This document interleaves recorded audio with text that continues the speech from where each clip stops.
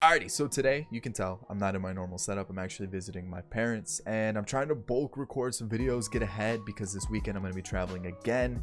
So I want to have some content for you guys because you deserve it. So today we're going back to that MLB article that has been ranking positions given their top 10, and these lists are absolutely crazy. Some of them are just so wild, and the one we're gonna do today is the right fielder. So if you guys are enjoying these videos, thumbs up down below, subscribe to the channel if you're new and enjoy baseball content, and as always guys, in the comment section, let me know your thoughts on this list. Who do you think should have been on it?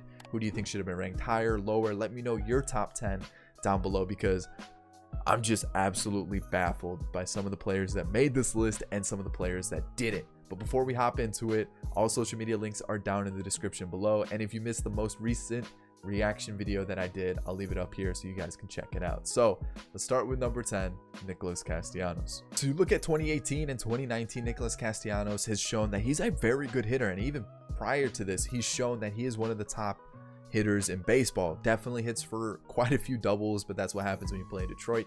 Your home run numbers are going to take a little bit of a dip. But once you move to Chicago, played at Wrigley Field, you can see a hitter-friendly park really helped him, and his home run numbers went up, OPS went up, all that stuff. He showed that he can hit for power because, you know, in Detroit, you're most likely hitting doubles instead of home runs. That's just how it is. So now signing with the Reds, which again is a pretty hitter-friendly park, I definitely think you're going to see him crack that 30 home run mark, and he's going to really show that he's a top hitter in baseball. The thing with him is his fielding is just not the best, and it's not terrible, but you definitely can tell that there's better right fielders in the game. So number 10, I definitely think is a good spot for Nicolas Castellanos. I think, you know, at 27, 28, he still could improve as a right fielder, but for now, number 10 is a pretty good spot. So number 9 is Michael Conforto, and pretty similar to Nicolas Castellanos. The guy's a good hitter. It's just his fielding really holds him back. So you look at his last 2 seasons, and he stays healthy, hits for good power. His average is, you know, sitting around the 240s, 250s, which could be a little bit better, but the OPS is around 800 and above. So the guy's putting in good work at the plate. But like I mentioned, he's just not the best of fielders, and I think that's what's holding him back. The thing with me is I don't know if Michael Conforto is a top 10 right fielder in baseball. I feel like there are other ones that definitely could be in this spot that aren't, and I don't think Michael Conforto is just there yet. Does he have the potential? Definitely. I just think that with, you know, how his fielding is kind of holding him back, and I feel like there are better hitters and a little bit more complete packages in right field that should be ranked in this spot rather than Michael Conforto. So am I saying he's a bad right fielder? No, not at all. I definitely think he could be a top right fielder in baseball. I just think that there are better ones currently that have shown that they deserve to be in this top 10 rather than Michael Conforto. So number 8 is Joey Gallo of the Rangers, and this one kind of confused me because Joey Gallo didn't play a single game in right field last year. He mostly spent his time in center and left, and I know his season was kind of ravaged by injuries. He only played 70 games, but the thing with Gallo is he's shown that he's developing a bit of an eye at the plate, which is scary, because if Joey Gallo can continue to raise that batting average, continue to take some more walks, continue to put the ball in play, and show that he's a little bit more of a complete hitter rather than striking out or hitting a home run, Joey Gallo is going to be a very scary player in baseball. You look at what he did in 70 games last year. He had 52 walks. He had 74 in double the games in 2018. So his walk numbers are going up. His average went up to 253. He had a 986 OPS in 2019. The guy is improving as a hitter, and the thing is, he is a very good fielder. Like, he's showing that he can play the outfield positions even though he is a big guy. Like, this guy, if he continues to improve at the plate, could be a top outfielder in the game or a top player in baseball. He's just got to stay healthy and definitely develop that eye at the plate. So the guy hits bombs. The guy has proven that he's a big power bat and can play really well in the outfield. I just got to see him just develop that eye a little bit more, and I can see why they can bump him up in this list. So number 7 is Jorge Soler of the Royals, and he had a great year last year, had some MVP votes. Like, the guy has proven that he is a good hitter. You know, you look at 2018, kind of ravaged by injuries, but in past seasons, he's always had that pop off the bat, has had that potential to be a really good hitter, and he showed it. 48 home runs last year, hit 265 with a 922 OPS. The thing for me is he's not really an outfielder. He's more of a DH. And I know he played in every single game last year, so he did have to play in the outfield. But for me, he's just more of a DH and deserves to be in the DH rankings rather than the outfield rankings, because I feel like there's other players who play outfield on a daily basis who could be in this list above Soler. So do I think ranking him is a bad thing? No, but I just think that there could be other players in this list. So number 6 is Bryce Harper, and you're probably thinking, how does he not make top 5? And I agree with you. Like, I don't understand how he didn't make top 5. He improved as a hitter last year. You're probably looking at things like, but his bat or his on base percentage went down, his slugging went up, his OPS stayed about the same. The average went up though, so you can see that his eye improved, and that was kind of a knock with him, was that, you know, he just always didn't have the highest of averages. 260 is not bad. It definitely could improve, and I think he's only going to get better as a hitter. And I'm not saying he's a bad hitter at all. He's definitely a top hitter in baseball, and on top of being a very good hitter, he's got a great arm in right field and a great glove. So Bryce Harper is a very good player, and again, I don't know how he didn't make top 5, because when you look at who's number 5 on this list, oh my, are you gonna just lose it? So let's talk about it. Number 5, JD Martinez. So number 5, JD Martinez. Are you kidding me, MLB? He is a DH. A DH. Don't get me wrong. Phenomenal hitter, one of the best in baseball. He's hitting above 300, OPS sitting around 1,000, hits for crazy good power. The thing is, he only played like 20 games in right field. How are you ranking him as a right fielder? This just doesn't make sense. MLB, you got to figure something out. This guy is not an outfielder anymore. He is purely a DH hitter. There are so many other players who you could have put on this list instead of JD Martinez. And the fact that Bryce Harper wasn't top 5 and JD Martinez was, just based on the fact that the guy is a very good hitter, is crazy. Like, come on. Oh man, this one just baffles me. And I get it. He's a very, very, very good hitter, but that's about it. Like, I can't let a guy be a top 5 right fielder just purely on his offensive ability. So for me, it doesn't make sense. All right, next up, Ronald Acuna Jr. at number 4. And again, he spent most of his time as center and left, so I'm not too sure why he made the list. I think there are some rumors that he is going to be starting in right field for the Braves, so I guess they're kind of going off that projection.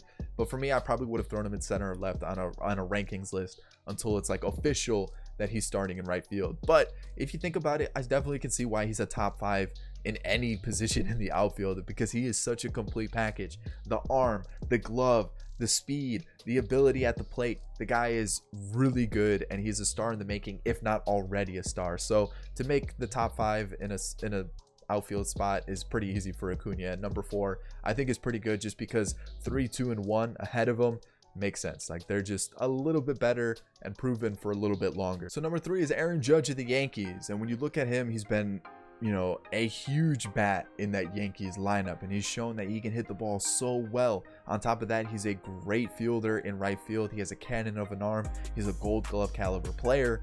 The knock with him is he just can't stay healthy. So I mean, you could probably move Acuna to 3 if you really wanted to, move Judge back to 4, but I think Judge has proven for a little bit longer than Acuna that he is a very, very good player in baseball. If you give him a full healthy season, he's just one of the better right fielders in the game and one of the better players in the MLB. So you look at his stats, he's always hitting in the high 200s. He's got a great on base percentage, a good slugging percentage, an OPS at, like, you know, 900 and above. The guy is really good.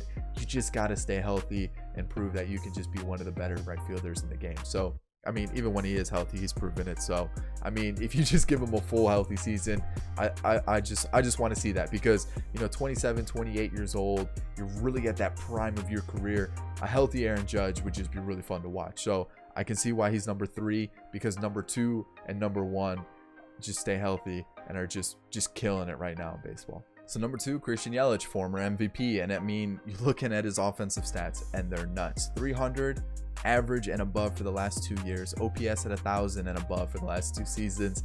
The guy's hitting home runs for fun. The guy's just hitting the ball for fun, and he's just a really exciting player to watch. So you look at his last 2 years, that's really what they're basing this off of.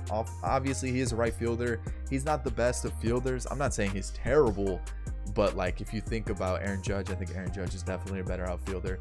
Acuna is definitely a better outfielder. The number one person is definitely a better outfielder. The thing with him, I think the thing that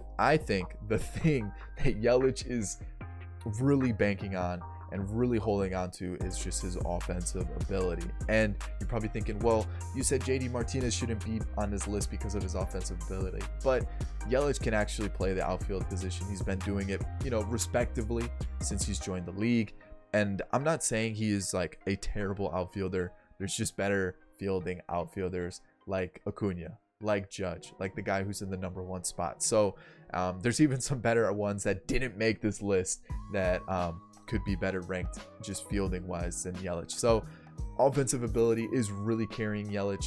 And I mean, the guy has speed. He's stealing bases. He's hitting home runs. He's just hitting the ball for fun. He's really exciting to watch. And I can see why he's number 2 on this list.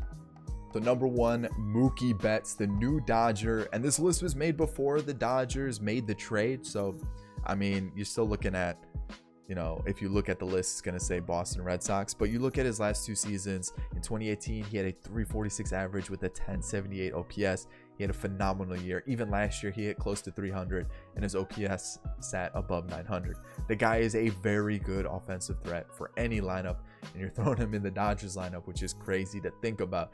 So on top of him being a very good offensive player, he's just one of the best, if not the best, fielding right fielders in the game. He's got an arm, he's got a crazy good glove, and this guy can do it all in right field. This guy is number 1 for a reason, and he deserves to be number 1.